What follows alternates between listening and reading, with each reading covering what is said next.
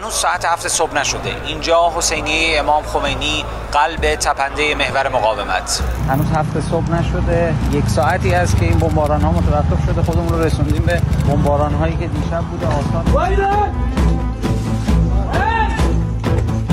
شلیک شده، ساختمون های اطرافش هم خراب شده و باعث آسیب رسیدن به خیلی از مردم و اهالی این منطقه شده. از زاهیه قهرمان تا قلب تپنده محور مقاومت حسینیه امام خمینی. نکته اول اینه که بمباران خانه های مردم پیروزی نیست. احمقها خیال نکنن چون خانه مردم رو بمباران میکنن، چون بیمارستان رو بمباران میکنن، چون اجتماعات مردم رو بمباران میکنن پس پیروز شدن. نه.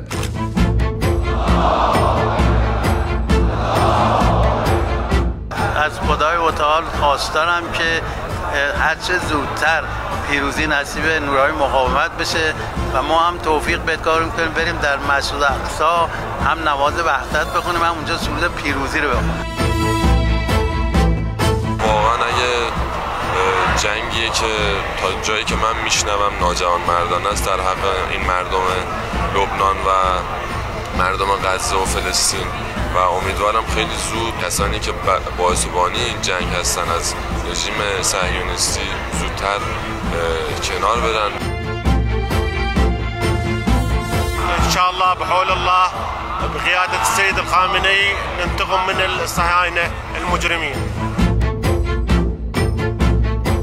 امام تعبیر میکنه هسته های مقاومت جهانی. این همون بسیج ما نیست، بسیج خودشونه، اما همون فرهنگه، همون هسته های مقاومتی که امام خبرش رو داده بود، بشارتش رو داده بود، امروز در حال تعیین سرنوشت این منطقه. هسته هایی که امروز به خوبی شاهرگ های حیاتی استکبار جهانی و غرب را هدف قرار داده است. پیام ما جوانان لبنانی و همه رزمندهان لبنانی به جهان و دوستان هست که نگران نباشند. ما در این راه مقاومت میکنیم و ما در این راه ایستادیم و حزب الله زنده است. ما هیچ وقت تلاش ها و رشادت ها و ایثارگری های حزب الله و دوستان مقاومت رو هیچ وقت فراموش نمی کنیم. در حال راهیه که ادامه داره. همینک دیدار با فرمانده مقتدر و محبوب محور مقاومت.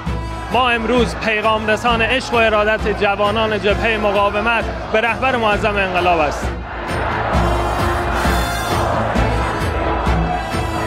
جنایت‌های رژیم صهیونیستی هم در لبنان هم در غزه و فلسطین عکس اونجوری که اونا میخوان ایجاد میکنه، یعنی مقاومت را تقویت میکنه و تشدید میکنه. پیام به بچه‌های جبهه مقاومت از تو حسینیه امام خمینی همین یه جمله است: ما همواره همراه شماییم، به فکر شماییم و کنار شما بودیم، هستیم و خواهیم بود.